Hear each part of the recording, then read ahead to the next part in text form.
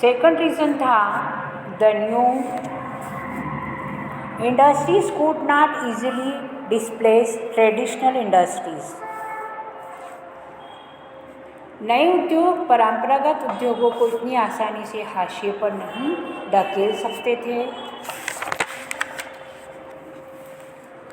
कपड़ा उद्योग एक गतिशील उद्योग था, लेकिन उसके उत्पादन का बड़ा हिस्सा कारखानों में नहीं बल्कि घरेलू इकाइयों में होता था।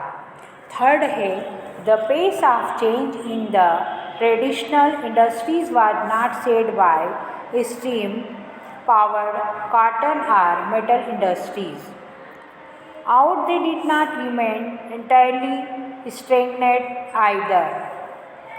The basis of growth in many non-mechanized sectors such as food processing, building, pottery, glasswork, tanning, furniture making and production of implement. तीसरा रीज़न था यद्यपि परंपरागत उद्योगों में परिवर्तन की गति हाथ से चलने वाले सूती और धातु उद्योगों से तय नहीं हो पा रही थी। खाद्य की चीज़ें बनाने वाले यानी खाने वाला सामान की चीज़ें, निर्माण, पाटरी, कांच के काम, चर्म शोधन यानी चमड़े के चीज़ें, फर्नीचर और औजारों के उत्पादन जैसे बहुत सारे गैर मशीनी क्षेत्रों में भी तरक्की हो रही थी, यानी इनके भी उद्योग यानी उत्पादन हो रहा था। वह मुख्य रूप से साधारण छोटे छोटे आविष्कारों का ही परिणाम था। फोर्थ है technological changes occurred slowly. New technology was expensive and merchants and industrialists were cautious about using it. चौथा रीज़न था प्रौद्योगिकी बदलाव की गति धीमी थी। नई तकनीकी महंगी थी, मशीनें अक्सर खराब हो जाती थी और उसकी मरम्मत पर काफ़ी खर्चा आता था। वे उतनी अच्छी भी नहीं थी कि जितना उनके आविष्कारकों और निर्माताओं का दावा था। James Watt improved the steam engine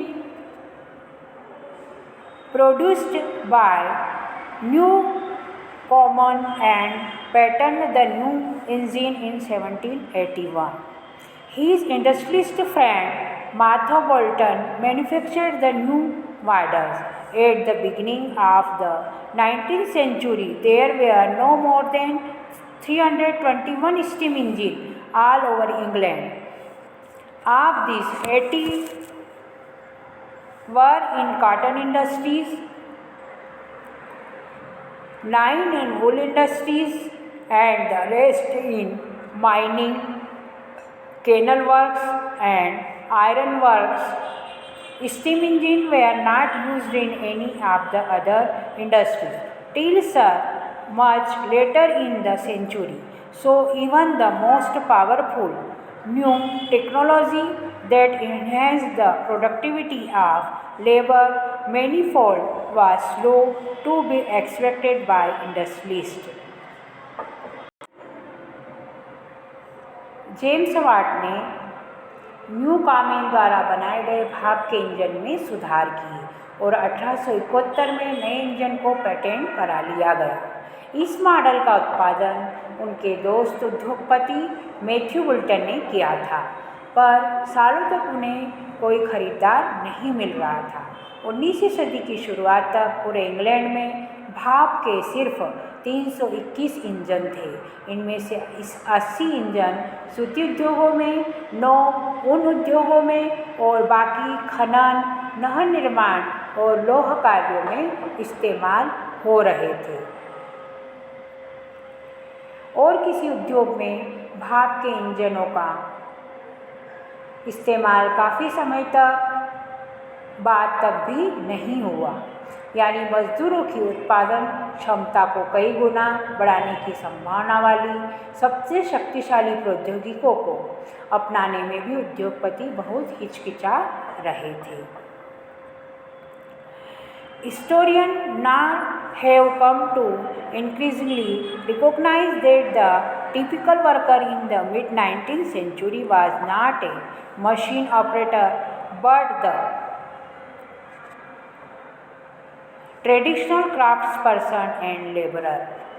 अब इतिहासकार भी इस बात को मानने लग गए थे कि 19वीं सदी के मध्य का औसत मजदूर मशीनों पर काम करने वाला नहीं बल्कि परंपरागत कारीगर और मजदूर ही होता था।